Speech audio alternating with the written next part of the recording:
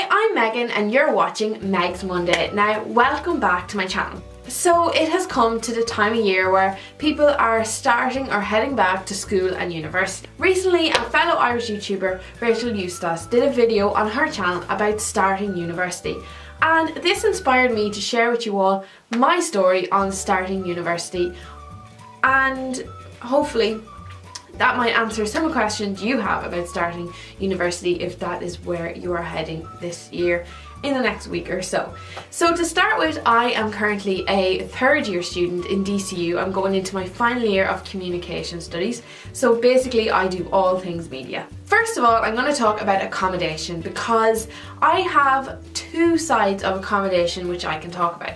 In first year, I lived in an apartment in just a normal apartment block. It wasn't student accommodation with 3 other girls who were also students. I really loved living in this kind of accommodation. It gave you freedom and independence. I was able to come and go as I please, cook my own meals. Myself and my friend that lived together, we shared cooking, so we'd make meals together, and I felt like that was better because it's very hard to sometimes cook meals for one person and always make it different and interesting. So I found being able to cook with my roommate very handy. In second year, I lived in digs. Now there are a lot of stories and horror stories when it comes to living in digs.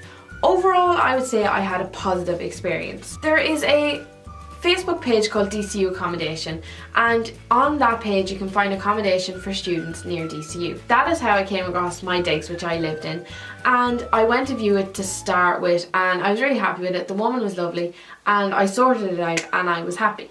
So everything went well. I came and go as I please. I didn't have a curfew, which I thought was very good because I've heard sometimes that there are ridiculous curfews, so I could go out no problem. I didn't have to tell her if I was going on a night out or anything. I cooked my own meals, which suited me better because I preferred to cook for myself, and I'd be eating at different times depending on what I was doing in the evening, so that suited me as well. But of course there are pros and cons when it comes to living in dig. It's just not the same freedom as if you lived in your own place. Like I felt completely welcomed, but at the same time I always felt like I was living in someone else's house, which I was. And my friends couldn't really come over. They were allowed to come over. I was never told not to bring friends over. I was told numerous times my friend could come over, but it was a small enough house and I just didn't feel really comfortable in bringing friends over, and my friends didn't want to come over, which I thought was fair enough. So I would spend more time going to my friend's house than they would coming to me, and didn't really spend much time there. I'd spend the time in my friend's house and then just eat and sleep kind of in the digs. After Christmas, I got bit by her dog. Now that doesn't happen in every digs, and that was a personal anecdote. I doubt you'll get bit by her dog, so don't worry. But she was very apologetic and we moved on from that, so that was fine. But I just thought I'd share with you that anecdote of what happened to me when I lived in digs. But overall, I had a positive experience with digs. If you're finding it difficult to find accommodation and commuting just doesn't suit you because you live too far away, I would advise anyone to look for digs. It is not as bad as a lot of stories make them out to be. So I think it is a positive option if you can't find anywhere else to stay. Making friends. When you start college, everybody tells you, oh, college is wonderful, you're going to make friends, don't worry about it, friends is where you're gonna find your friends for life when you go to university. And that is true, but don't panic that you're not going to make friends on the very first day, because I remember I didn't know anyone in my course when I started, and I used to go in at the start and panic and be like looking around this room of a couple of hundred people, be like, how am I going to even talk to any of these people? How am I going to make friends?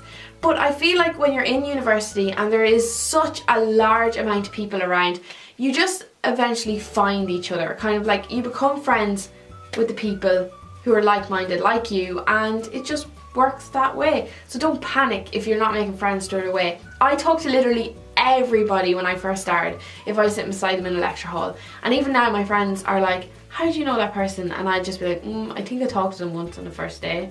So I would definitely advise, just be chatty, just don't worry, talk to people and you will find friends. Also, the people you become friends with at the very start of first year are probably not going to be the friends you're going to have when you finish college. You're inclined, you can see it in the canteen, and it was me too. Groups of first years just gather together because they're in the same seminar group or something, and they need to stay with someone during a break, and they all just go to the canteen together. And I was with a huge group of about 10 or 12 of us, and I am really friends with them now. Like, I'm friendly with them, but I'm not friends with them. And we stuck together and we were all the best of friends for the first 2 months of college. I was lucky enough to find my best friend in the first month or so of college, but other than that, my other friends, I think I became friends with them kind of after Christmas. I'm not really sure of the dates when, but it was sometime around then in first. Societies. In DCU, clubs and societies are really important in college life. At the start of the year, every year, we have a Clubs and Socks week. This is where clubs and societies set up their stands, and they have the committee members there to talk to anyone who is thinking of joining their society, to tell them what goes on in the society or the club, and then you just pay €4 and you're a member of the society for the year. I would highly recommend you join any society that either you've an interest in learning about, or you've an interest in and just want to get more involved in. The main society I'm involved in DCU is MPS, which is the Media Production Society, and I have a few radio programs on DCU FM, and then I do stuff with DCU TV as well. I actually did a video before on DCU TV about living away from home, so I'll leave the link to that below if you want to check that out. It is a great way to not only make friends and get to know people who have the same interests as you, but it is also just hobbies. It's just a great outlet if you want to get away from, if you've a busy study schedule, or you just want to learn some new skills. There's nothing wrong with that. And finally, living away from home. That is something I personally didn't find too difficult. I didn't mind moving away from home and starting college. The one thing I do remember at the start of first year was not that I was missing home. I would count down the days till I went back to Cavan, not because I was feeling homesick, but I think looking back on it more was because I wasn't settled. I hadn't made friends in college yet, and I just had my friends that I was living with. So I was just kind of like separating the days of, this is when I'm in Dublin, this is when I'm in Cavan. But once I made friends in college, it all just flowed easily, and I loved being up there, and I never felt homesick, and I feel like I'm quite an independent person, so I was okay with living away from home.